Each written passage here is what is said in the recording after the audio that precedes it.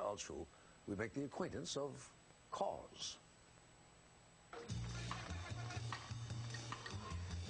What is it, or who, to be precise, has brought both art collectors and skater kids to this gallery opening on New York's Fifth Avenue? How are you doing, David? Doing good. To come and see this many people is interesting. Nice to meet you. Me too. Meet Kaws, K-A-W-S, painter, designer, former graffiti artist, and one of the hottest names in the art world. More on his unusual name in a minute. After years of shying away from galleries, this reluctant star is now showing his face and his work to a whole new crowd. The minute I saw the paintings, the very minute I saw them, I said, that's it. Sandra Gehring owns the Gehring and Lopez Gallery. He is just of his time. He connects with his generation totally, and the younger ones as well. I mean, they just idolize him. It doesn't feel like somebody painted it. It feels almost like a drawing blown up. You know what I mean? It's perfect. Yeah, it feels perfect. I'm just so psyched for him. Look what he's doing for everybody. You know, like no artist would be so kind. It wasn't all that long ago that the 34-year-old Kaws was just another mischievous kid. He found his artistic voice through the illegal public painting of graffiti. I just started simply through graffiti and, you know, drawing on my skateboard, painting on walls, and getting that small recognition. To his family, he's known as Brian Donnelly. He grew up in the shadow of Manhattan, just across the river in Jersey City, where his faded tags can still be seen on the sides of buildings. Donnelly used the name Kaws to stay anonymous. He only made his real name public 5 years ago. Your name comes from what? It's just a combination of letters that I liked, and, you know, when your whole art's based on the lettering that you choose, you kind of figure out what ones work together. Like, I just like the shapes of K, A, and W-S. It has no meaning. Kaws became a street legend in the 90s by painting over bus stop ads, establishing his signature mark, drawing X's over eyes. He then started designing products and vinyl figures. My first character was called Companion. And painting cartoon characters from his childhood.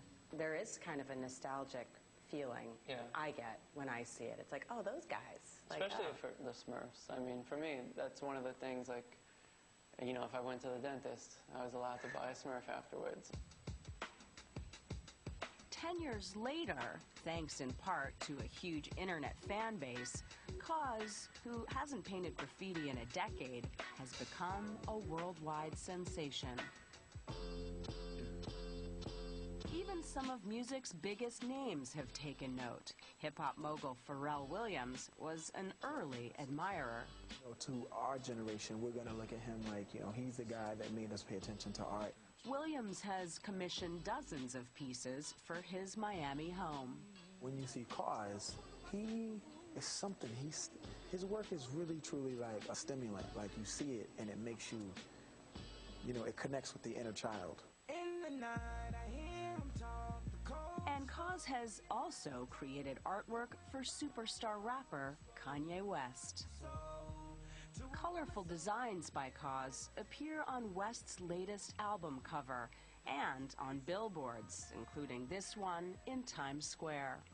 That's you. Yeah, the Simpsons crew did a character. That's great.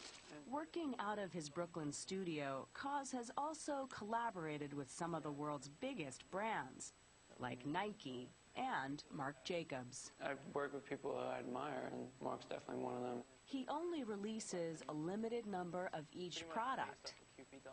What is a fan to do if someone wants to buy one of your... You know, they become savvy really fast and figure out how to buy stuff at retail. But it's not that easy. So who's this guy? So this is just a stormtrooper. Last fall, thousands of fans lined the streets of Tokyo outside Kaws' shop in hopes of buying a Star Wars stormtrooper he designed with Lucasfilm.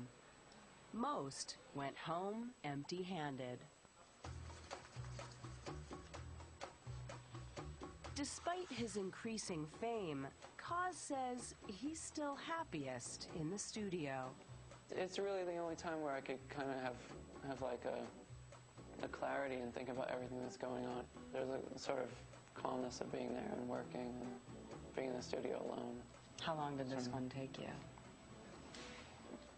Probably about 3 or 4 weeks, you know, and that's in working on other stuff at the same time.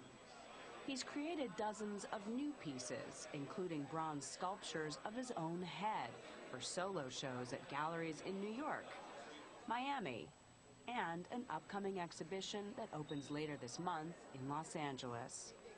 They can sell for up to $100,000. The shows give Kaws a chance to introduce himself to a new audience, while sending his die-hard fans into a frenzy.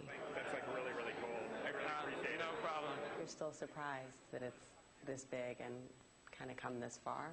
Yeah, I don't know what to make of it. You know, it is shocking that there's like that many people that are interested and stay interested or follow the word. And while fans see him as a phenomenon, Kaws has a different take. Right now I feel hungry. There's like a lot of things I need to settle. There's things I need to do. There's places I need to get that I'm just really far from.